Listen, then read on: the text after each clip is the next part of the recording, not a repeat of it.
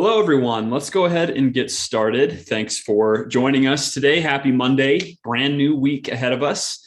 Welcome to our live stream today. Today, we're talking about planning for admissions, and this is an Ask Me Anything. So we're going to field some questions today. We just want to know what questions you have, and we're going to answer them. So go ahead, when you have questions, drop them in that YouTube chat, and we'll respond to some. But first, let me start with some introductions. Hi, everyone. I'm Mason. If you are part of our Magoosh community, you might know me already as a GRE and admissions live class instructor. I also work on our YouTube team. And my graduate experience, my education experience, I have a BA in philosophy, and I got a master's in environmental philosophy. And so we'll be talking a little bit about that journey today in response to some questions. And I live and work in Las Vegas, Nevada. And I'm joined by my coworker, Jen. So Jen, you can introduce yourself. Hi, all. I'm Jen.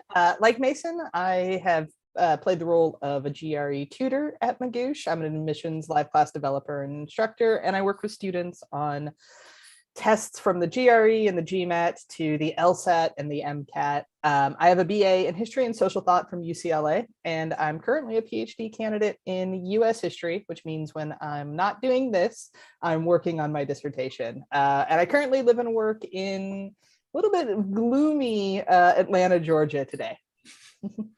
I could use some gloom over here in Las Vegas. I bet. All right. So like I said, today's class is an Ask Me Anything, but we've kind of designed it for students who are in the process of applying to graduate school programs in STEM fields, the humanities, social sciences, and a variety of other programs in the US. So today we'll be covering a couple of pre-submitted questions that we received ahead of time, and then we'll leave ample time for new questions. So like I said, as you questions occur to you, drop them in the YouTube feed. We have our coworker Hian is chiming in on chat. She's going to be saving some of those questions for us as well. All right. So Jen, do you want to talk about some exciting news here on the Magoosh front? Yeah, so Mason and I get a lot of questions from students wondering just how graduate school admissions and applications work. Like we said earlier, we teach some classes for our Magoosh students that are kind of big, general, big idea questions. But recently we've launched some new courses that give more hands-on help on your graduate application. So those classes are designed to give you the knowledge, tools, and time to work on your applications with Mason and I, so that we can give you feedback and help unblock stuff all throughout the way. So there are two courses. One, the Everything Admissions course that covers every step of admissions that starts tomorrow. There are two options for that, and a Statement of Purpose course that starts on Wednesday. And those courses, we'll send out a link for you to view some more information about them. A new thing we've just done in those courses is we're now offering SOP reviews. So if you're out there wondering, hey, does my SOP work? How do I write an SOP? I know that's a question we get a lot. You'll be able to get personalized feedback from Mason and I on that. So we're going to send out a link in the chat to the page where you can find out more, and you can use the promo code Magoosh to get $50 off if you want to do that. We'll talk a little bit more at the end as well. All right. So with no further ado, we'll start off with a kind of a poll. Jen and I want to get a sense for those of you joining us today. Where are you at in this graduate school application journey? So go ahead and take a look at your options here, and then just throw the letter into the chat here. A, B, C, D, E. Which one of these best describes where you're at in your graduate school journey? And we'll give you about a minute to do so. Yeah, well, folks are doing that. Mason, at this point, and when you were applying to graduate school, so by the end of summer, where were you at in your journey? I think I was somewhere in the liminal space between B and C. I think I had my schools pretty well picked out. I had some of my materials at least kind of completed, but I definitely had a ways to go. How about you, Jen? Yeah, very similar. I think that by this point, I was either had just taken the GRE or was just about to take the GRE. And that was sort of the moment where I really was like, oh, I guess I really need to finalize my list and do all the other materials. So yeah, so I bet like a lot of our the people joining us today, I bet there are a lot of people who are having that like, oh, it's fall. I gotta get going on these. It looks like Ian, thank you so much for launching that poll in YouTube as well. So you can select the poll option here.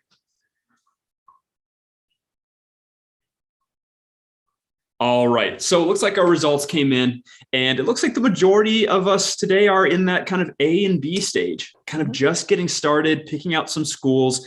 And the first thing I want to call out is that is entirely okay at this point. We're going to talk through, to some extent, how you can kind of move on from this stage into the next one today. But if you have questions about that, if you're at a place where you're like, I'm not quite sure what I should be doing next, go ahead and drop those questions in and we can address those as well. All right, so we're going to start. It looks like there's some questions coming in. Go ahead and submit them. We're going to take a couple of our pre-submitted questions just to get the ball rolling here. And so, Jen, we're going to talk first about like getting started, because it seems like that's where most of us are at today, which is great. So let's start with two questions that came in earlier this week. Let's start with this top one. How many programs should I be applying to? And maybe I'll just ask you, Jen, how many programs did you apply to? So I applied to a lot of programs. I applied to, I think, about 14. I'm going to say there are a couple of reasons of why I did that. And I think some of the considerations that I made may be useful for students. So one was that I knew the programs that I was looking at were pretty selective. And there's just a lot of people applying to graduate school and not as many spots as there are people. And so I wanted to make sure that I had options. But practically the only reason I was able to apply for that many was because I qualified for fee waivers. There's no way I would have been able to afford to apply to 14 schools. That would have been over $1,000. I did not have that money.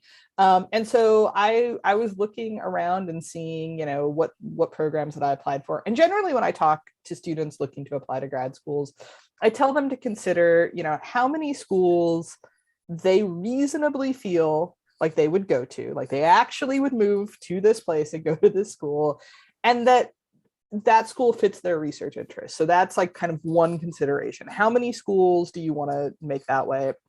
And then a constraint is how many schools can I actually afford to go to? And you kind of want to combine those things. So there's not I don't want to say to students, like, you should absolutely be applying to 10 schools or you should be applying to 5. It's going to depend on programs. But I think you should cast a wide net. I think you should apply to schools that maybe you think like, oh, I don't really have a chance on that, or I don't know if I fit in this school. I think you should take risks. You should also cast a wide net. What do you think, Mason? Yeah, this is something where, looking back at my thought process here, I applied to probably too few schools.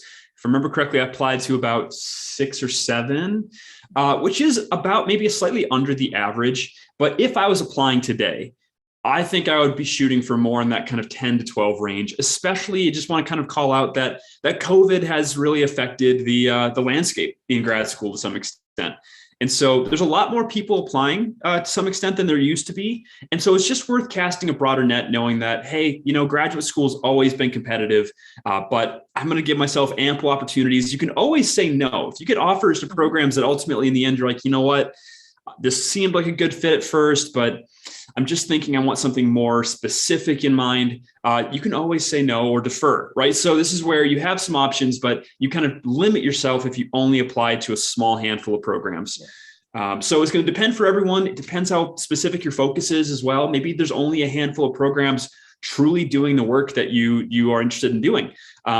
If that's the case, then of course that's kind of what you're stuck with. But I think you can also look for some programs that are a little bit more on the edge, that have similar faculties or faculties that can help you at least give you the skills to study what you want to study, which is kind of a different set of considerations. Yeah. So, yeah. Anecdotally, I will say, casting that wide net, I am at a program that I added to my list at the last minute. It was not a school that I was thinking of, and it was a school that was the best fit for me. But I wouldn't have known that had I not, applied and got through the process.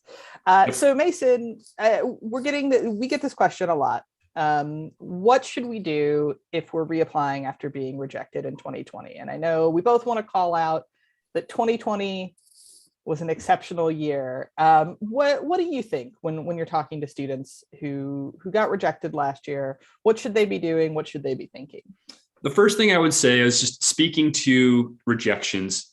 This is part of the process. So everyone, pretty much everyone that I know that went to graduate school got some of these rejections.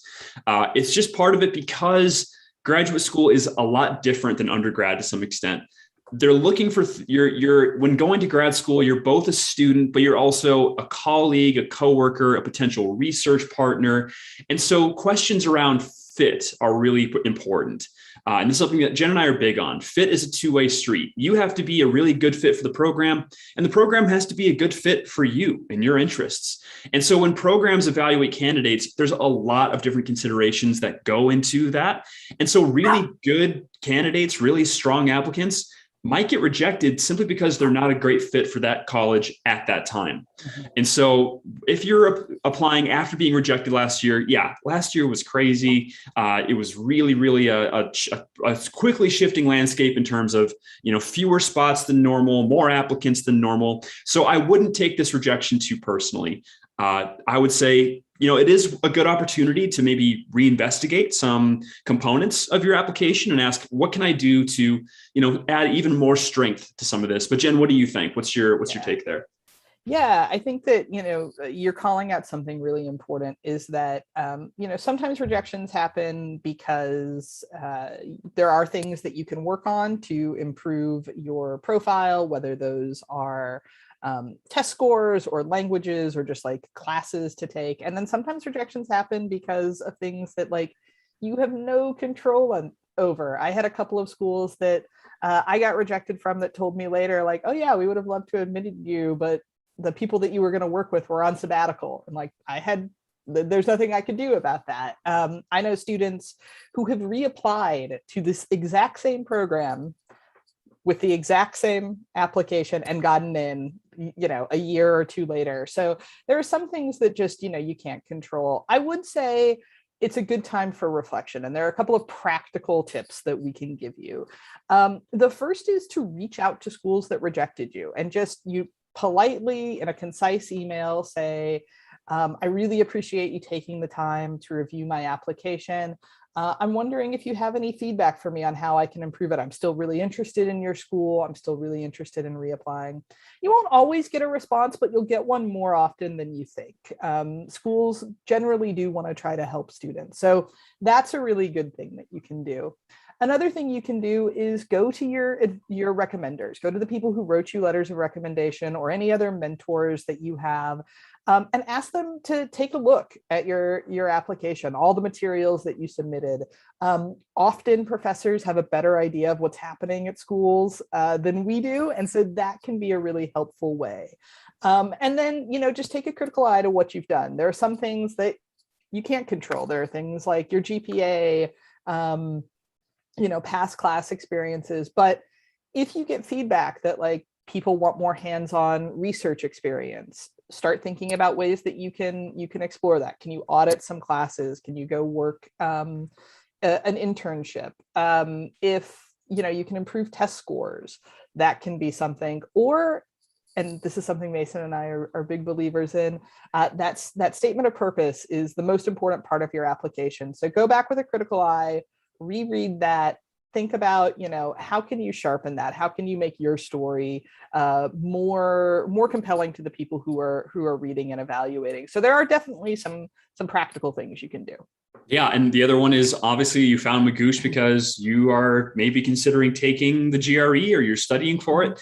That is another opportunity space. And we're going to talk more about that later in today's class, about how much of an opportunity the GRE is and how much focus you should spend on that component. But a couple of just takeaways, and then we're going to kind of field just some open questions here. The first thing that we say is always set aside ample time for research. Think about graduate school fit. Think about where am I a good fit? What's a good fit for me in terms of my interests and my goals? Have a system in place for keeping track of all of this. I really recommend spending a couple of hours, build out some kind of spreadsheet that allows you to keep track of all of your deadlines, all the various requirements from every program, which can vary. It's a lot to keep in mind. So find a system for putting that on paper so that you don't have to keep track of it. And then lastly, The pieces, in terms of just the order and getting started, focuses on those pieces of your application that are going to rely on someone else to do work for you. So those might be things like letters of recommendation, or if you're doing transcript evaluations, if you're shifting from an international GPA scale to a US GPA scale. Those services are going to take some time. And so I think if you're trying to think of what to work on first, given that we're at the end of August, moving into September, I would focus on those components, get the ball rolling there, and then you can get to work on the other components after you've made some moves. But let's move into just some open question time. We have a lot of really great questions. Jen, where do we want to start here? Well, we've got a lot of questions here about the GRE. So why don't we jump into some of those? And I'm going to actually take us to, we've got a couple of questions about study plans and time management. And I think this opens up a really good question about, we have some people asking, what's a good study plan to get a good score? And I think there are a couple of good questions here. But the first one is, Mason, how do we figure out what a good score is for the GRE? Yeah, this is something that our mindset here might be a little bit surprising. The best GRE score for you is one that gets you an admissions offer. And that means it's particular to the programs you're applying to. So the best way to get realistic and accurate score goals is just to do some of that research. Go on program websites. Sometimes they'll advertise either recommended or preferred GRE scores. Sometimes they'll post averages from the last couple of years' admitted cohorts. If they don't, that's a great opportunity to reach out and ask. So it's totally appropriate to ask for that information, especially now that we're moving into this interesting test optional space. But at the end of the day, we always say the best GRE score for you is one that gets you an admissions offer. And so that might not be a 90th percentile score, right? You might not need that 325 or higher to get that admissions offer. It really depends on the program and how much they put weight on the GRE as a component. But Jen, what's your take on that question? Yeah, 100%. Like Mason said, this may be a bit of a surprising piece of advice coming from two people who work in test prep. But, at Magoosh, our philosophy really is about making it as easy as possible for you to get the score you need. And I think that's really important. In my years, and I know in Mason's years of tutoring GRE students, I spent a lot of time talking about, what are the things you can control on the test and your application. And I had a lot of students that spent a lot of time and a lot of frustration in trying to get a super high level, score that maybe they didn't need. I know that when I was applying, I'm a historian, I found out afterwards, like nobody in my program at all looked at the quant scores. They were only looking at the verbal scores. And that's good information to have, because that changes how much time you're investing in the test.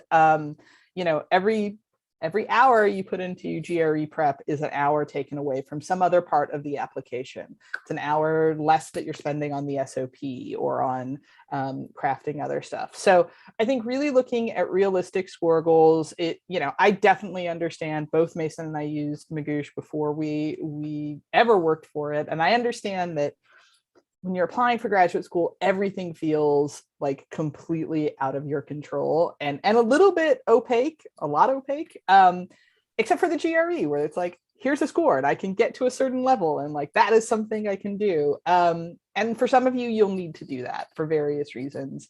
But just really take time to research. Now, that said, once we figured out our score goal, Mason, how do you advise students on picking that study plan? Yeah, so this is where at every turn in your application process, you want to be thinking strategically. And the GRE is no exception there. So like as Jen said, her program really didn't care about quant scores. I found out early on, neither did mine.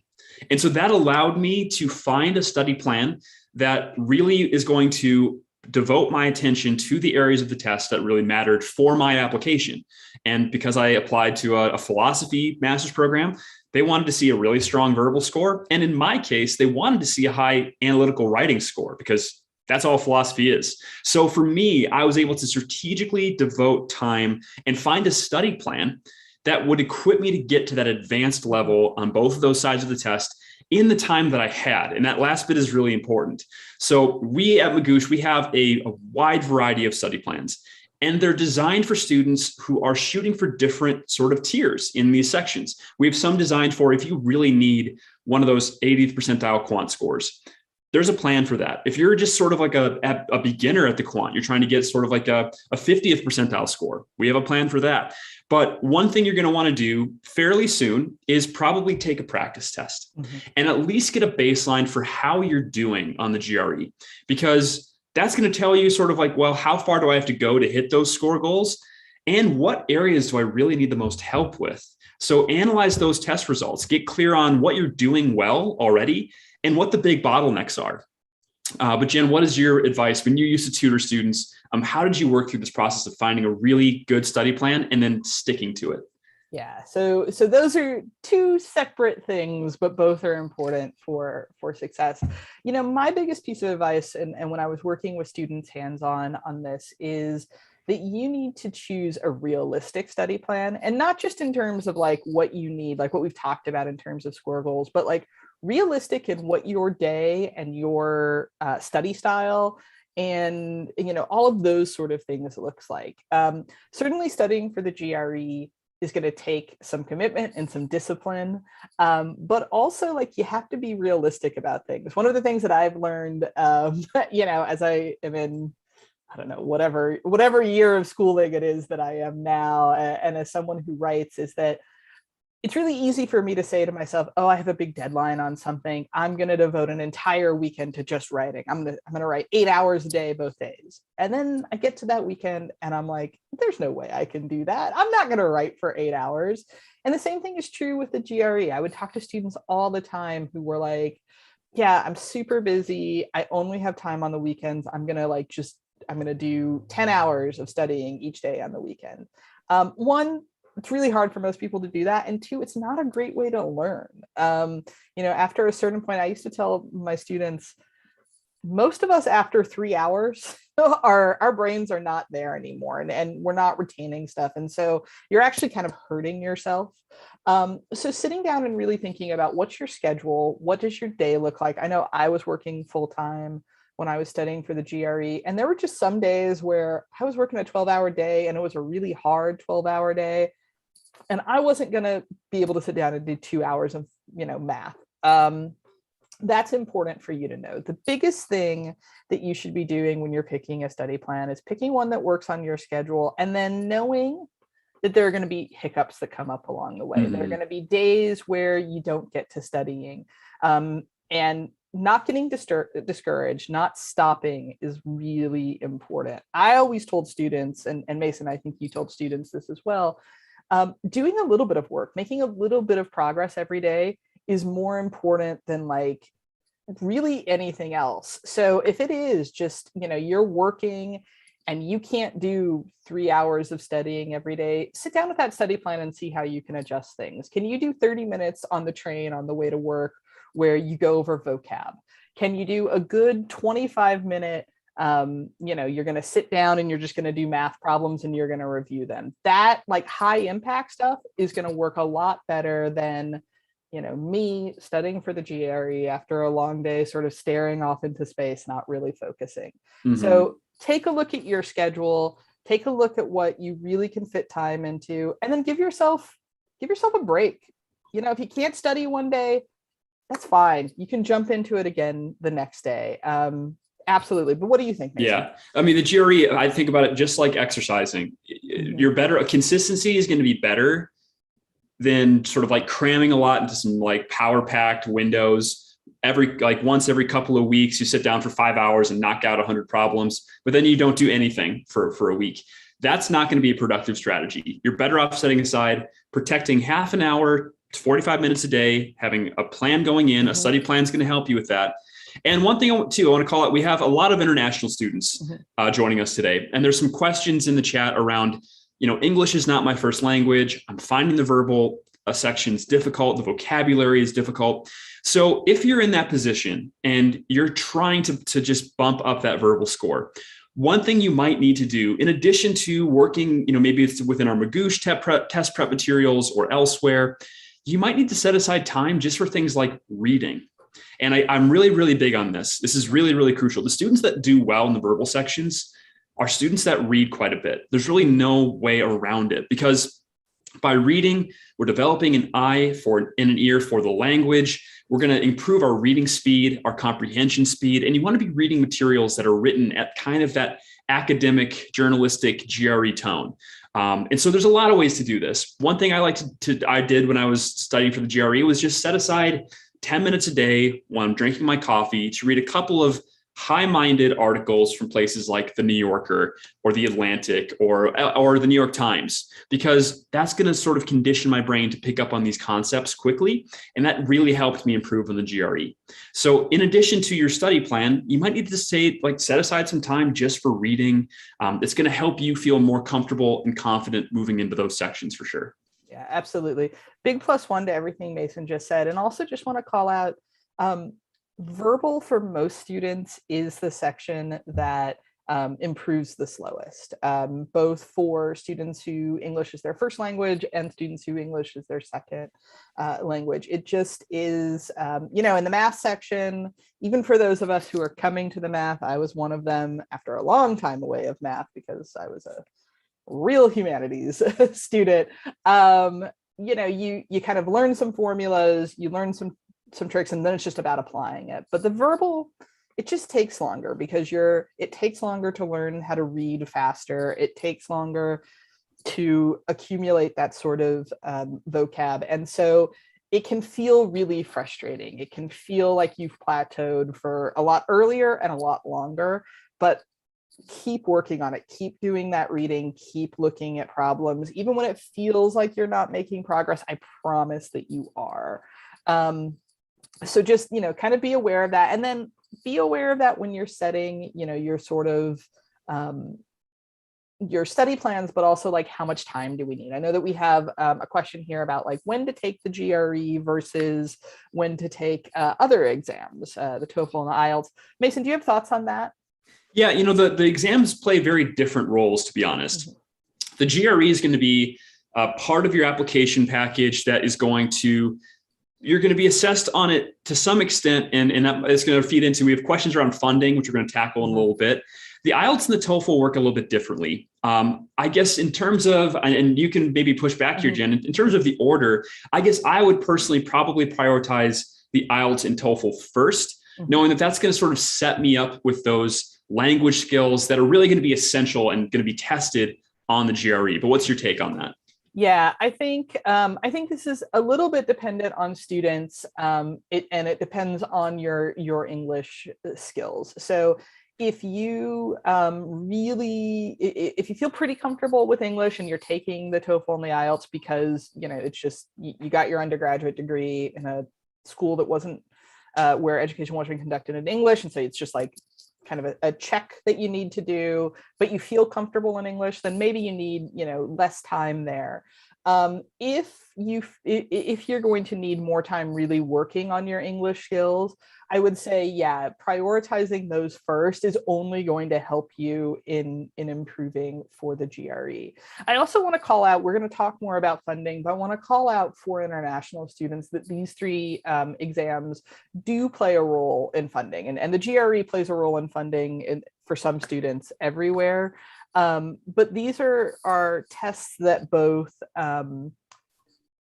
Mason and I always say, the GRE both not gets you into a program, but helps you get you into a program, but then also is evaluated at a different level in terms of funding. TOEFL and IELTS scores can be used to determine what kind of jobs you can get on campus, and that's really important for thinking about funding as well. So you just want to be really clear about what schools are looking for, both in terms of what a program is looking for. So like Mason said at the very beginning of this class, those average scores, or score requirements for a program.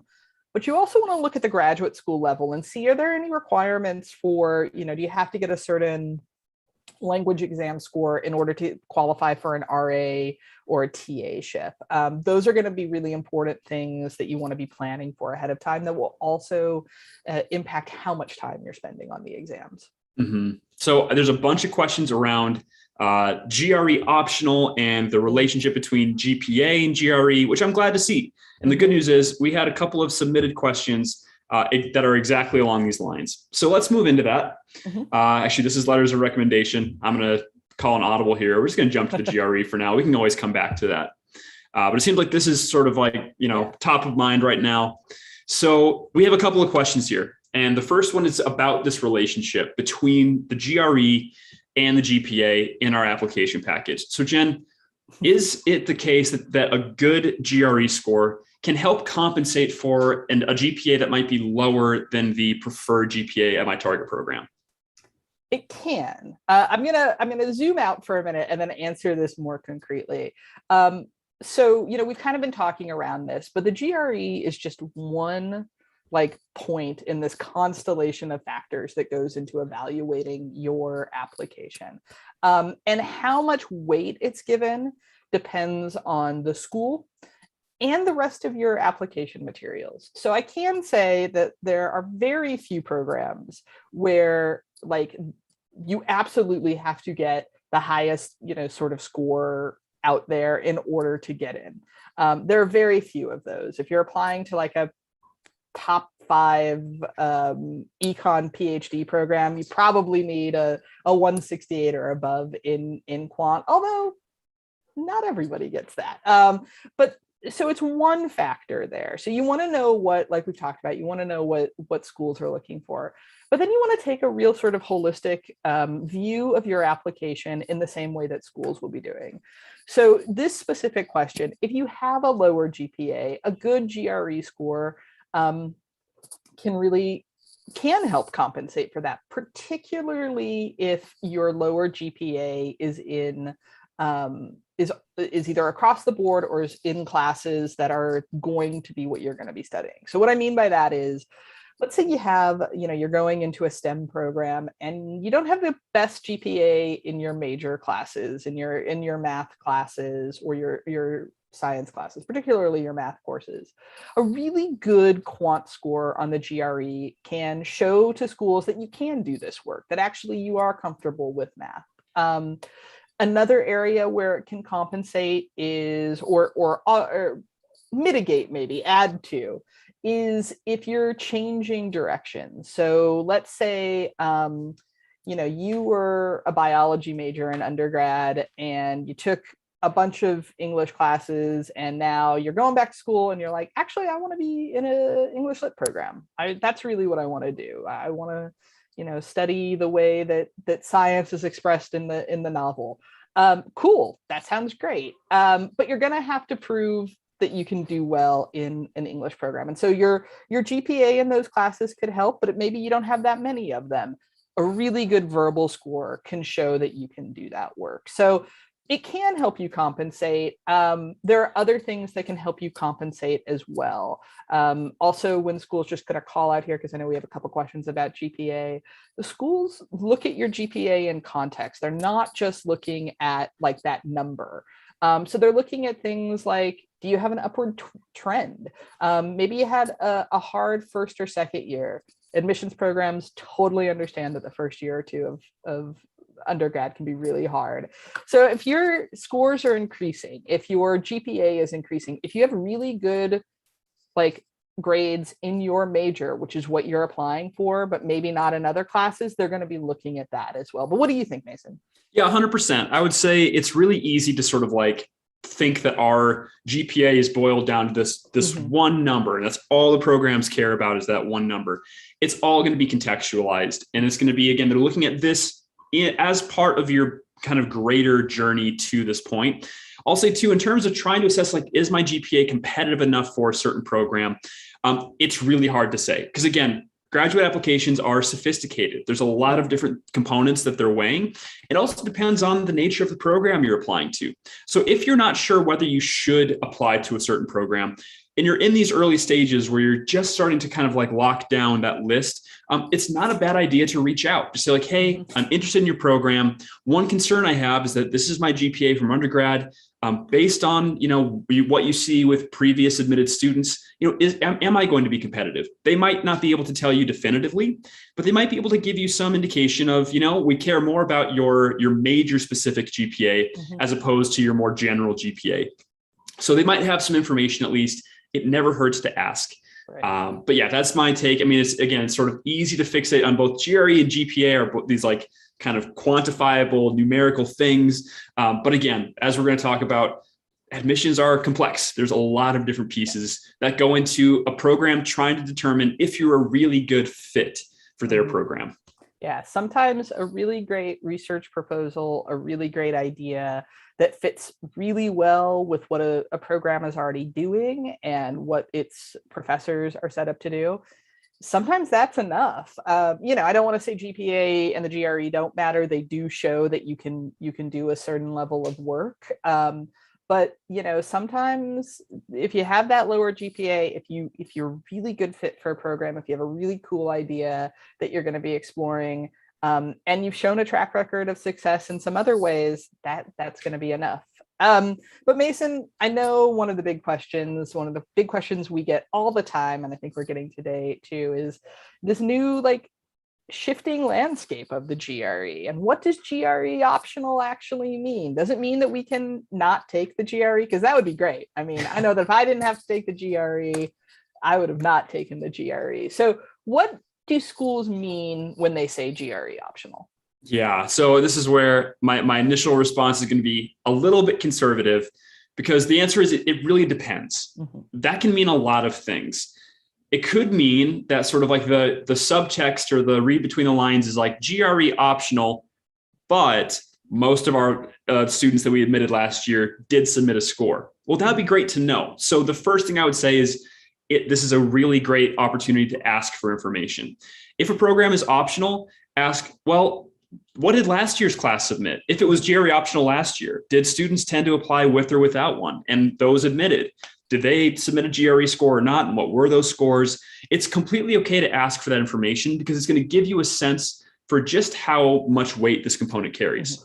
If, on the other hand, they say, you know what, we either, it was kind of like a mix of students submitted last year, didn't submit a score, or, most of our students didn't submit a score last year. Well, that tells you something about how much that component is doing weight. And what we would say, Jen and I would say, and again, this might be surprising given that we work for a test prep company, if you don't truly have to take the GRE, then don't take the GRE. It's a lot of work, and this whole process is a lot of work. So if you can devote that time and energy elsewhere, great. But Jen, I know something we always keep in mind is there's these kind of two tiers to the system.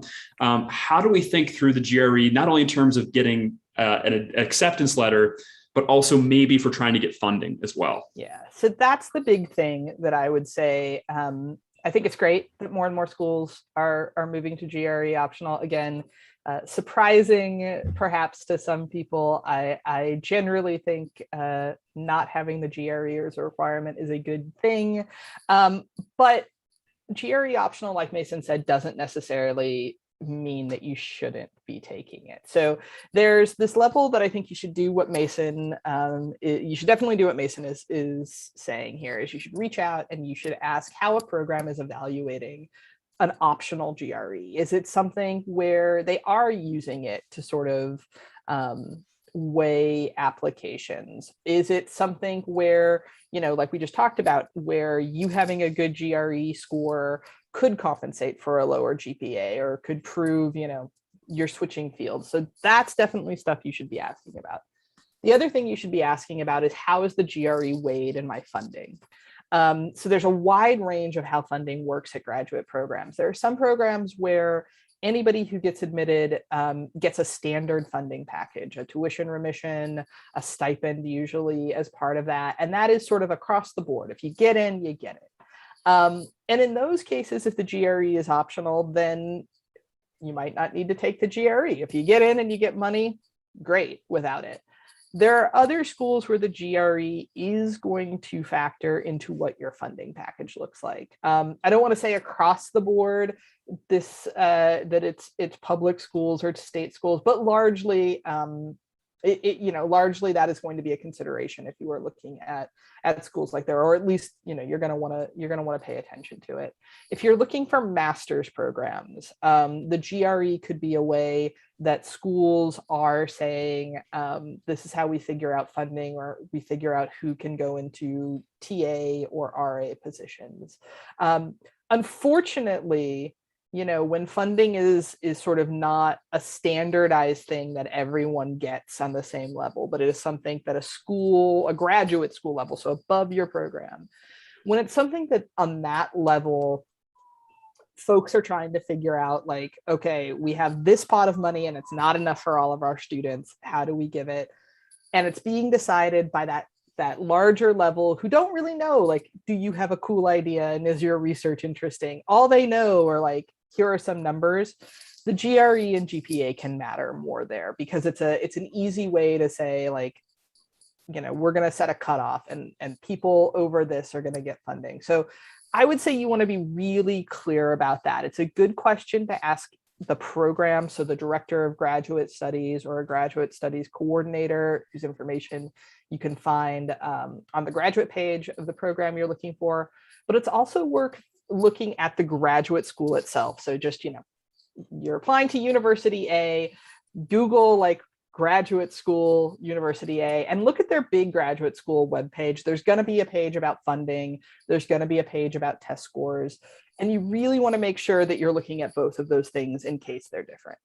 Yeah, 100%. This is where research is just really important up front. A couple of hours finding that information is going to set you up with a better plan moving into the next couple of months. But this last question, so what to do if, maybe you've been studying for the GRE for a while, you've taken it a few times, and you keep getting scores that are sort of below the averages posted by a target program. So I'll hazard an answer here first. This is a situation in which, coming back to where we began of talking about being realistic in our GRE goals, is really important. I can tell you, as someone, Jen and I both used to work as tutors, tutoring students on the GRE. I can tell you from my experience of tutoring a couple of hundred students, it is really uncommon to see a score increase more than, say, 7 points.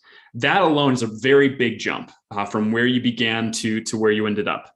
So if you're someone who, you're testing and you're routinely falling somewhere in, beyond, 5 to 8 points below that average, you're really going to have to take a look and say, okay, how long have I been studying? Have I hit a plateau here? And I am a firm believer that anyone can improve in the GRE given enough time. But that's the problem, is we don't have infinite time to study for the GRE, nor should we want to, right? So this is where you have to ask, is me putting another couple of months of work in, testing again, trying to bump that score up, maybe 3 to 5 points, is that worth it as compared to spending that time and effort on other parts of my application package that might actually carry more weight? And so again, you might find this surprising given that Jen and I both work at Magoosh, but taking that step back, looking at your application package holistically, the truth is your statement of purpose is doing a lot of weight or a lot of work. It is the cornerstone. It is your biggest opportunity space to make a great case for yourself as a candidate. The GRE score might be doing less of that to some extent. So this is where you just have to sort of, it's a tough situation to be in, but also keep in mind that if your scores are below the averages, well, averages are averages, meaning some people score above that and some people probably scored below that and still were admitted. So you might be more competitive than you think, even with that kind of suboptimal score. Yeah, 100%. Big plus one to that. Remember that averages are averages, and be realistic about, again, we said at the beginning of this, every hour you spend on the GRE or any aspect of your application is an hour you can't spend on something else, whether that's, the SOP or maybe doing, research work or working on your writing sample. And so just being really, it's very easy to get focused on the GRE because it's like, like I said, you can measure it in a way. You can't really, it's harder to measure, like, is my SOP working? Is this good? But the SOP is the first thing that most programs are going to read.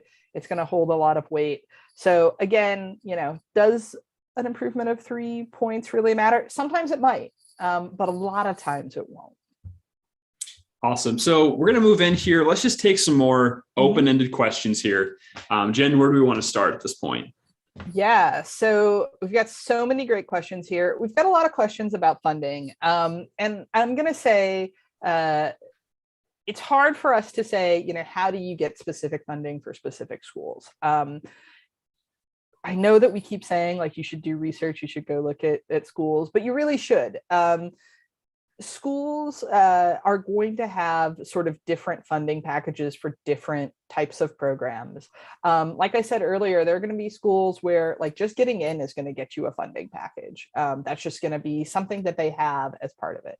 There are going to be other programs where you're going to get in and you're going to have to figure out how you fund it, whether that's, student loans or you paying for it or finding I got into a program where all the programs, I only applied for programs with full funding. So for me, that meant programs that had a tuition remission and a stipend. It was the only way I was going to go to a program. And so I do have some work that I have to do as part of that, but I didn't have to secure work in the same way that I think Mason did when he was applying to programs. And so I know we have a couple people asking about masters, and that's where a lot of this can come into play. Mason, when you're thinking about funding for master's programs, how did you think about it? What did you do when you were applying? So this is where, across the board, a lot of these like application processes are going to be similar.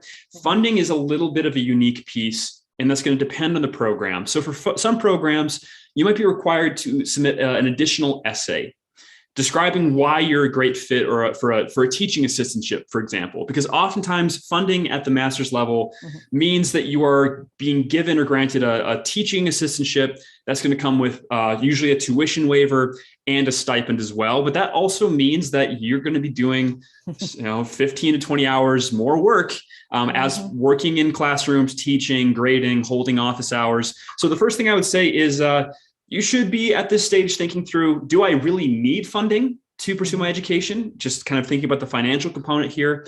And also, like, am I prepared for that? Is teaching actually important to me? Because oftentimes that's going to be a part of getting funding, is making a case for why you're trying to gain skills as an educator as well. So this is where my process was to really, I contacted each program because I was in a position where I wasn't going to go without funding. I made that deal with myself early on. And so I reached out to all my target programs and said, hey, I'm in a position where I can only attend if I have funding. What kinds of things do you look for in considering funding of your applicants? Because they might draw your attention to, we really care about the GRE, or they might say, we really care about your writing sample. I can say from my experience that that was the thing that really got me at funding, was a really, really strong academic writing sample. And I know that because I asked my advisor afterwards. That's where, again, but you're not going to know that until you ask that question and make that contact with that program. They have people there. It's their entire jobs is to help you navigate this. So take advantage of them. They're great resources for you. Yeah. And for our students that are applying to STEM programs, STEM funding is often, not always, but often tied to specific labs, to specific programs within, specific research programs. You often are paid out of your PI, your principal investigator's actual, research budget. They get a huge grant to perform a certain type of research, and part of that goes to funding people, and you're going to be required to work in the lab to do that. You're going to be required to work on the project. And so it's important to reach out. I would reach out to potential PIs. I would reach out to potential labs and to programs and see what's the process.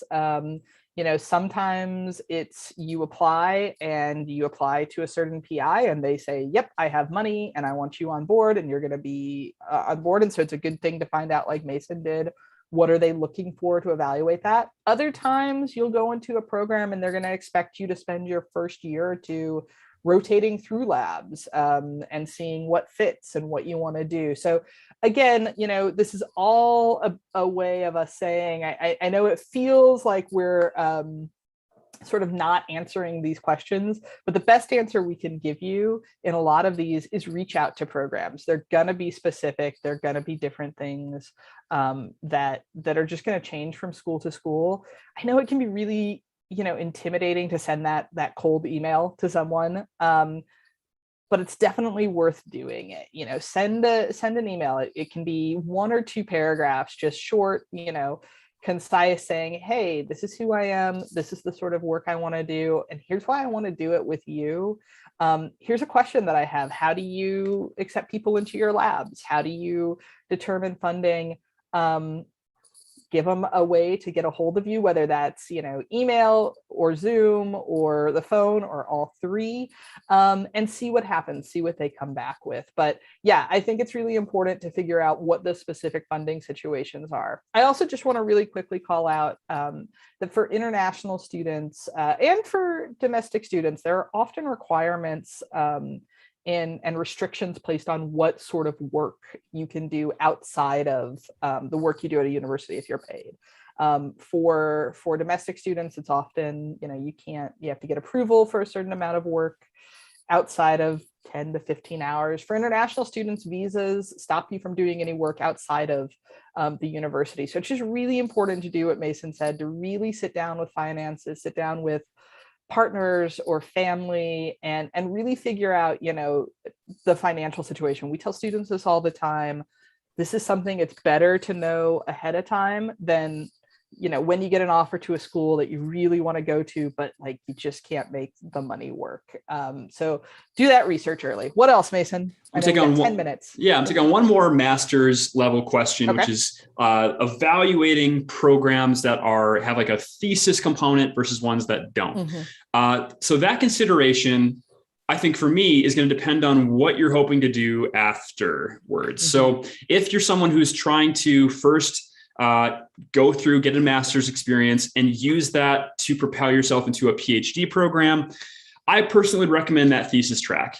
I did because for me, I was interested in writing and publishing after graduation. That thesis component is going to be a really valuable experience in you self-driving, for the most part, self-directing a long-term sustained project of a sustained focus. That is really going to be something that PhD programs care a lot about. That being said, that might not be for everyone. I'm not going to sugarcoat it. It's a ton of work. It's one of the more stressful experiences of my life. So you might, if you're more on a vocational track where I'm trying to gain particular skills and experiences for a certain career beyond my graduate education that isn't quite as going to be as like writing and research focused, maybe that non-thesis track is a better fit. And one way you can determine this is look for alumni statistics. Like, what do alumni do following these programs? Do they have great connections to, local businesses, nonprofits, or other connections in the community where they're just kind of pipelining you right into a job afterwards? Hey, that's great. So this is where it's a very individualized decision to make. And yeah, Jen, what are your thoughts? Any other thoughts on this thesis piece of the puzzle? Big plus one, and this is, going back to an early submitted question, one of the very first ones that we had about what to do if you were rejected last year.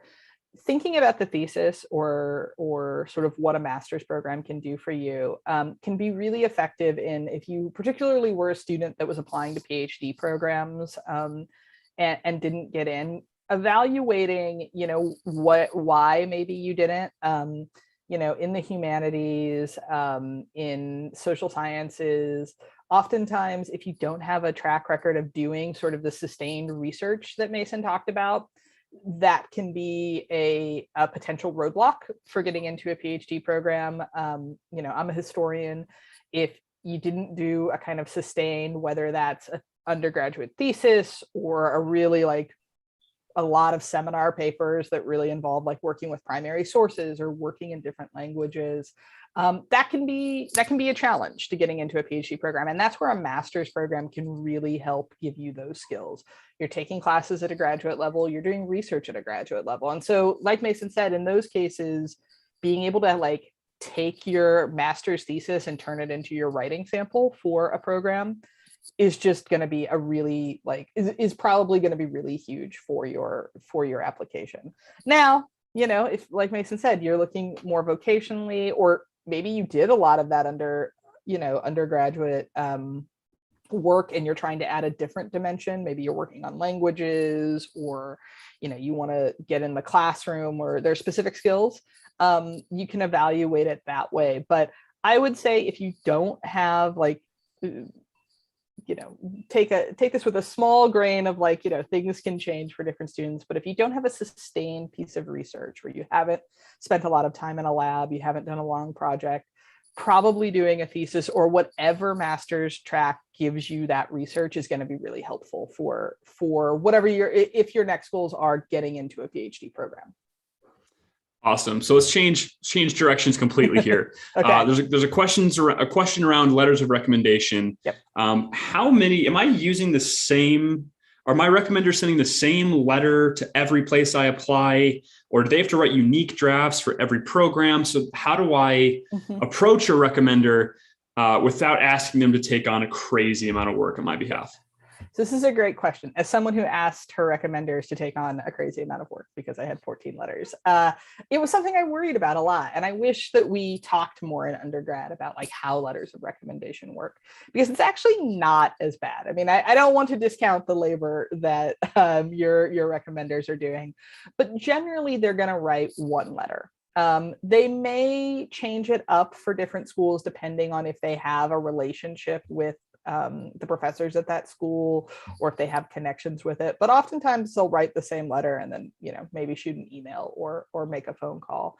So what your recommenders are going to do is generally write one draft. And the way this works is that you're going to reach out. You should be reaching out now if you haven't already. You want to give them lots of lead time. What I recommend students do is write a short email that just says, hey, I'm applying to graduate school. I'm wondering if you are capable, if you're willing to write me a strong letter of recommendation. I always tell students to say it that way. You want to know not just that they can recommend you, but they can give you a strong recommendation. It's a little bit of sort of a, unfortunately, we kind of beat around the bush with things. But if a recommender says, I can recommend you, but I can't give a strong recommendation, you probably want to look other places. But ask them, can you write me a strong letter of recommendation? I'm planning to apply to 10 to 15 schools. I will be able, if you are willing, I can get back to you with materials to review within 2 weeks or a month, and then you can give them a draft of your SOP, a draft of your transcripts, any papers that you wrote for their class, and tell them why you want them to recommend you.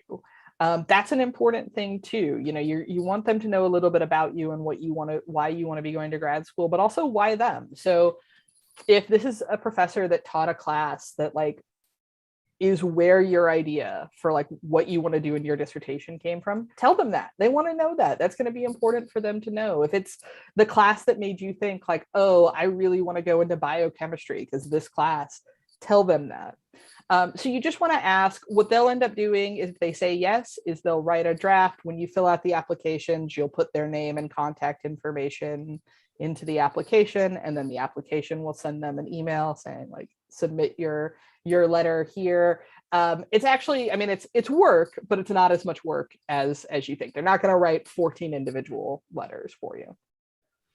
Yeah, and this is where letters of recommendation are one of my favorite components, because yes, it's going to take a little bit of work on your end to make that, reach out, ask for that strong recommendation, have a plan for following up, making sure those recommendations are being submitted before the deadlines. But also this is a really, really can be a very strong part of your application. And it's because someone else is writing about you as a potential fit for the program.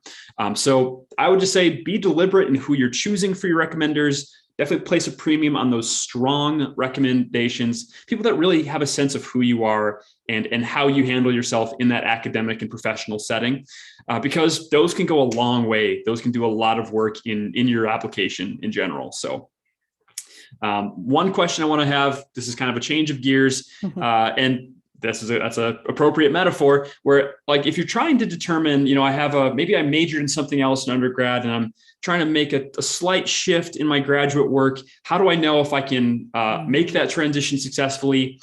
Well, this is where some research is going to pay off. You're going to want to go and see, do those programs list some required prerequisite coursework. Because oftentimes if the program is really specific, they might expect you to have taken coursework in this area upon being admitted to the program. So if that's the case, that can be a very easy way to determine, oh, I am a great applicant for this program or I'm not. Otherwise, what I kind of found interesting, making the leap from undergrad to graduate school, was I knew a lot of people that changed fields and changed fields even pretty significantly. There's a lot more lateral movement possible at the graduate level. It really is, you're being assessed on, are you able to handle the rigors? Do you have a really good reason for attending to this program?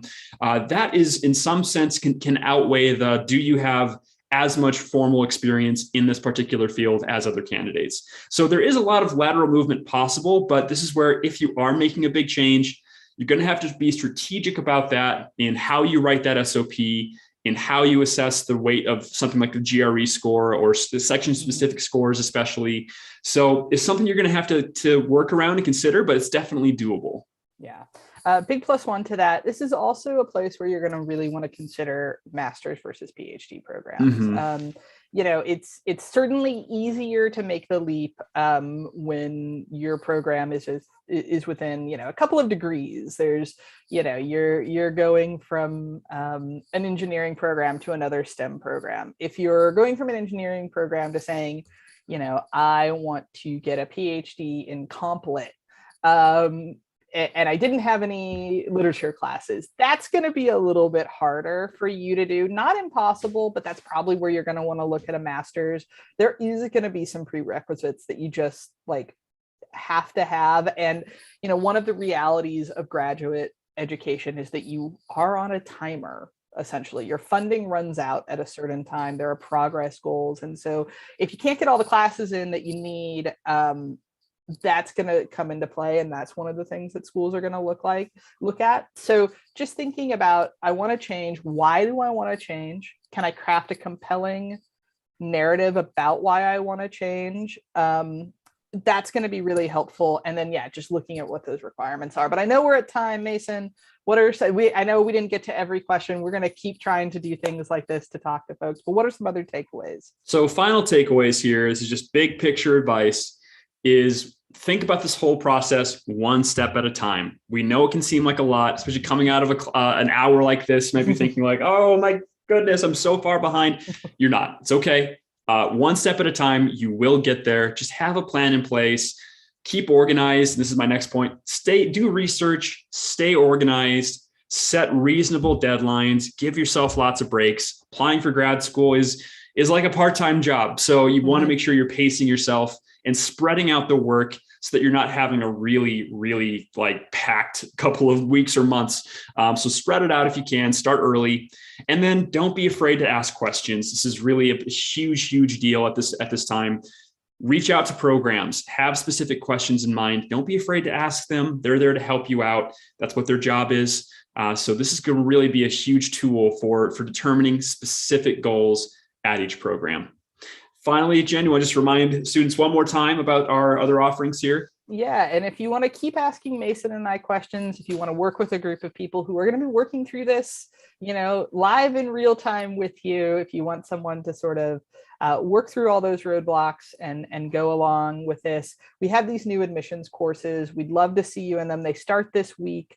We're going to drop in the chat a link to the page where you can find out more about each. You can also email us at help@magoosh.com, and Mason and I will get back to you if you have any questions. Use that promo code Magoosh for $50 off. We'd love to work with you. We'd love to get to know you a little bit better, help you with your SOP, help you with making these short lists. But this has been great. Like I said, we're going to try to do more of these. Thanks for joining us today. Thanks, everyone. See you next time. Bye, y'all.